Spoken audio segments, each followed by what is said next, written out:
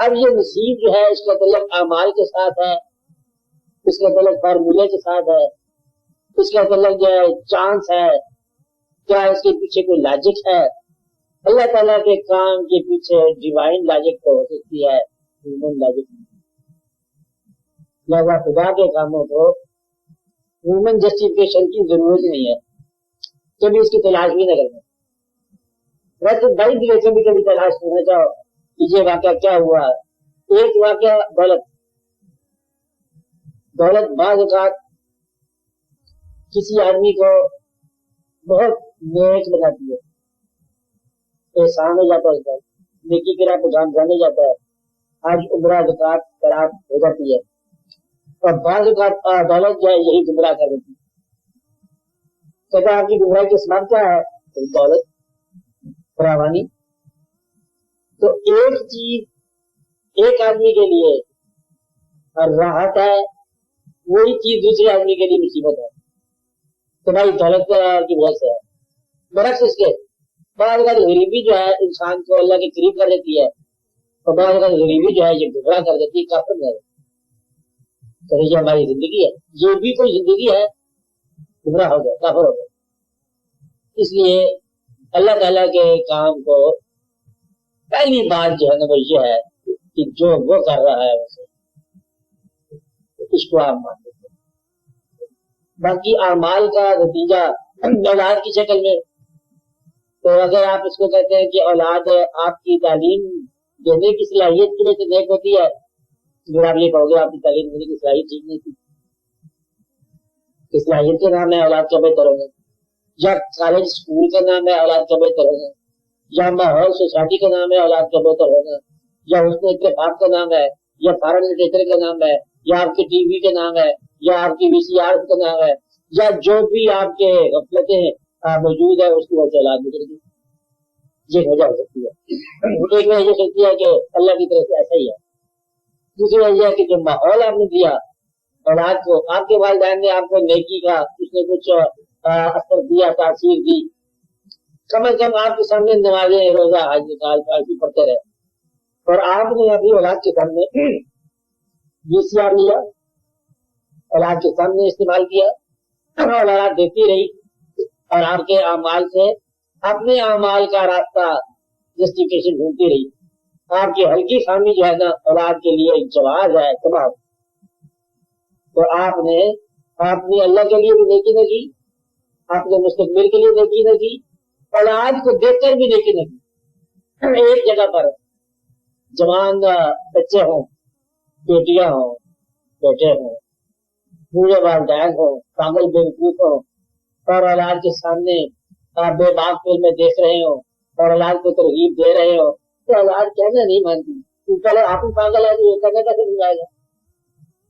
तूने औलाद के सामने वो जो हिजाब है बाप बेटे का और माँ बेटी का, वो तुमने खत्म कर दिया। अब तुम बर्बाद होने की तैयारी करो, क्योंकि वो वाक़या जो था वो आपने खत्म कर दिया।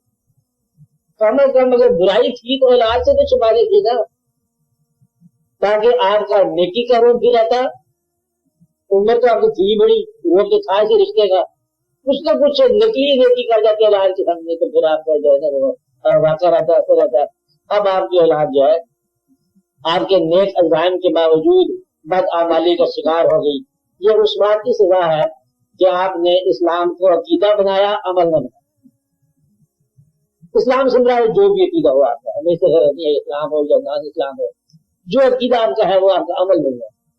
इस मुनाफिक की सजा ये है कि औलाद का बागी सजा, लेकिन हम इसको असूल नहीं आ सकते, इसलिए कि बाद पैगंबर हकीकत में मुकम्मल, इल्म देने में मुकम्मल, सलाहियत में अफसल, डिवाइन नसीहत करने वाला, और अपनी जो औलाद है उसको भी नसीहत नहीं करते। तो इसको हम बोलते हैं वमा तौफीकी इल्ला बिल्लाह।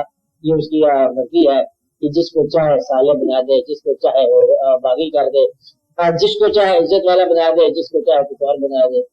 मगर जब औलाद आपके लिए बाहर से मुदामत होने लग जाए तो फिर आप उस वक्त तौबा के दरवाजे पर जरूर दस्तक दें। औलाद ही जब आपको आपके बस से पा कर दे, कभी के इतना माँ बाप के बाद وہ تو خوف تھا اولاد کا خوف آپ کو لگا رہے کہ اب یہ کیا ہوگا. یہ اس بات کا نتیجہ ہے کہ اولاد کے سامنے آپ ریزرو نہیں رہے, اولاد کے سامنے آپ زیادہ فرینڈلی ہونے چاہا, بے باک ہو گئے اور گستاخ ہو گئے اور آپ لاڑ پیار ہو گئے اور آپ برداشت کرتے رہی. ایک اس کا مقام یہ ہے. اولاد کو ماں باپ کے بعد آج میں شامل ہے کہ ماں باپ کا گناہ اولاد ہونے کسی سے اولاد پر نہ. یہ پرانی کہانی آ رہی ہے کہ اوریجنل سن جو ہے آدم علیہ السلام کی غلطی جو ہمارے لیے کیا ہے, یہ قصہ یہ کہانی ہے. ہر آدمی اپنی زندگی میں انڈیپینڈنٹ ہے. ماں باپ کی غلطی جو ہے, اس غلطی کے باوجود بھی نیک بچے نیک ہو جاتے ہیں, کامیاب بچے کامیاب ہو جاتے ہیں. اپنی نااہلی کا دوسرے کو جواز بنانا ہی نااہلی کی چیز ہے, ورنہ اسی بار میں کامیاب انسان کامیاب ہو جاتا ہے. ناکام یا وہ ناکام ہو کے جواز ڈھونڈے گا اور کامیاب یا کامیابی کا راستہ ڈھونڈے گا. اس لیے اپنی ناکامی کا جواز تلاش کرنا ہی ناکامی کو سند دینا ہے. ناکامی کو جواز نہ مہیا کرو, اس سے بچو. اب آپ سمجھ رہے ہو, تو ناکامی کو جواز نہیں چاہیے, اس سے بچنا چاہیے. تو ویسے کامیابی یا ناکامی کوئی شاید وہ نہیں بیمانی ہے. اگر آپ کی زندگی اللہ کے رضا میں ہے تو کامیابی کامیابی ہے, چاہے غریبی ہو, چاہے آپ کے امتحان میں ہو کہ نہ ہو, اللہ راضی ہے. یعنی کہ فائنلی آپ کی زندگی جب آخری سانس پہ ختم ہونا چاہے تو اگر اللہ کہے کہ میں زندگی پہ راضی ہوں تو گناہ کیا ہے, اور اگر اللہ ناراض ہو جائے تو پھر نیکی کیا تھی. نیکیاں بھی منظوری کا نام ہے اور گناہ معافی تک کی ہے. اگر گناہ کو معاف کر دے تو گناہ کوئی نہیں ہے, نیکی کو نامنظور کر دے تو نیکی کوئی نہیں ہے. بات اس کے اپنے کرم کی ہے, اس کا خیال رکھتا ہے. خود فیصلہ نہیں ہم کر سکتے. زندگی میں یہ فیصلہ کرنا بڑا مشکل ہے کہ یہ جو چیز ہم پر ہو رہی ہے یہ احسان ہے یا عذاب. بعض اوقات احسان ہوتا ہے اور ہم گھبرا جاتے ہیں. جب وہ نتیجہ ہو دوسری کتنی غلطی تو میں نے کیا سمجھا تھا, یہ کیا ہو گیا, ایسی زندگی میں اثر جاتا ہے. اللہ بار بار سناتے ہیں کیا ممکن ہے تم پسند کرو ایک چیز جو تمہارے لیے نقصان دہ ہو, اور آج ممکن ہے تم ناپسند کرو وہ چیز جو تمہارے لیے فائدہ مند ہو.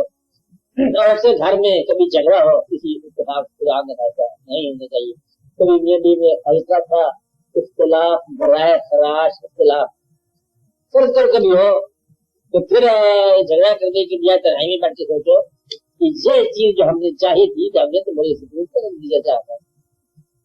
جس چیز کو ہم نے باعث سکون سمجھا تھا اس میں اختلاف پیدا ہو سکتا ہے. ہر گھر میں سکون موجود ہے, ہر گھر میں اختلاف موجود ہے. جب اختلاف کا وقت ہے تو سوچو کہ یہ سکون کے لیے گھر بنایا تھا, اور جب سکون کا وقت ہے تو پھر دیکھو کہ اس میں اختلاف بھی آ سکتا ہے. تو گویا کہ یہ موسموں کی طرح آتے ہیں زندگی میں کامیابیاں اور ناکامیاں. ویسے کبھی باہر آ گئی, کبھی خدا آ گئی, یہ وقت آتا رہتا ہے. دن ہو گیا, رات ہو گیا, کبھی خوشی ہوگی اسی ماحول میں. غریبوں کے گھر میں بھی ڈھولک بجتی, امیروں کے گھر میں بھی ماتم کا مطلب نہ غریب ہے نہ امیر ہے. غم خدا داد ہے, خوشی خدا داد ہے. دوست مل جائے تو غم کا سبب کٹ جاتا ہے, دشمن مل جائے تو خوشی کا راستہ رک جاتا ہے. بات تو ساری ہے کہ اگلا ملنے والا کہتا ہے اپنے ہاتھ کی لکیر پاس میں دیکھو, اس کے ہاتھ کی لکیر بھی دیکھو جس کا ہاتھ تیرے ہاتھ میں دونوں پاگل ہے. آدھا لکیریں اس کے ہاتھ میں ہوتی ہیں.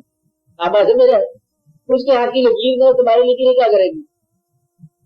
اس لیے آدھا ایکسیڈنٹ جو ہے آپ کی نیک ڈرائیونگ کا ہے, آدھا ایکسیڈنٹ میں برے ڈرائیور کا ہے, اس کو دیر ڈرائیونگ نہیں آتی. زیادہ ایکسیڈنٹ جو ہے آمد کا راستے میں آ جانا بھی ایکسیڈنٹ ہے. ہر چند کے آپ دانا ہو, داناؤں کو تباہ کر سکتا ہے ایک خام اب جانے والا. ایک چائنا شاپ آپ بنا لو اور بیل صاحب کو کھول لو کہ اس کو نام ہی بھول ہوتا ہے, وہ آپ کی دکان میں آپ کو سلام کرنے کے لیے آ جائے, چل کر آتی آپ کے برتن ہو جاتا ہے. کبھی کبھی ایسا ہوتا ہے کہ آپ کی چائنا شاپ میں اب بل صاحب آ جاتے ہیں, کبھی کبھی ایسا ہوتا ہے, اکثر ہی ایسا ہو سکتا ہے. اس لیے آپ یہ سوچو کہ اپنی زندگی کو اتنا نازک بھی نہ بناؤ کہ یہ فٹافٹ اس کو کام ہوتا جائے. زندگی اللہ کے فضل کا نام رکھو, اور اللہ کا فضل جو ہے اس کا ثبوت کیا ہوگا, آپ راضی لانے کی صلاحیت پیدا کر لو, اللہ کا فضل ہے. जो आ रहा है मोहर लगी होती डिवाइन, ये आसमानी चिट्ठी खाने से आया दाखाना, ये हमारी तरफ से आया तो कबूल, ये भी हमारी तरफ से आया कबूल, रंज आया कबूल, खुशी आई कबूल, तनाई आई कबूल, दोस्त आया कबूल, और कुछ भी आ जाए कबूल, जो आया कबूल। जब उधर से आने वाली चीज कबूल करोगे तो आप ये समझो आप कामयाब हो, और ये सलाहियत बड़ी देर के बाद आती है। इसे कहते हैं अपने आप पर काबू पाना, यानी कि अपनी ख्वाहिश को उसकी ख्वाहिश के ताबे करना। इसलिए औलाद ही नहीं होती, मैं पहले बताया हूँ आपको। जब आप वजूद में होते हो तो औलादें होती हैं, दिमाग में होते हो औलादें होती हैं, जब आप रूह तक जाते हो औलादी को नहीं होती। रूह मुफरद है, न रूह का कोई बाप है न उसका कोई बेटा है, न ये किसी की औलाद है। हर आदमी जो है फर्दन फर्दन जवाब दे है। अगर माँ बाप जवाब दे होते औलाद के लिए तो फिर आपके पास जिम्मेदारी थी। जब आप क़यामत रोज आ सकती है, जब आप क़यामत को नींद समझ लो थोड़ी देर के लिए, कि जब आप नींद के हिसार में होते हैं तो फर्दन फर्दन ही होते हैं ना। जब आप अल्लाह के रूबरू जाएंगे फर्दन फर्दन, तो फिर आपसे आपका बोझ पूछा जाएगा।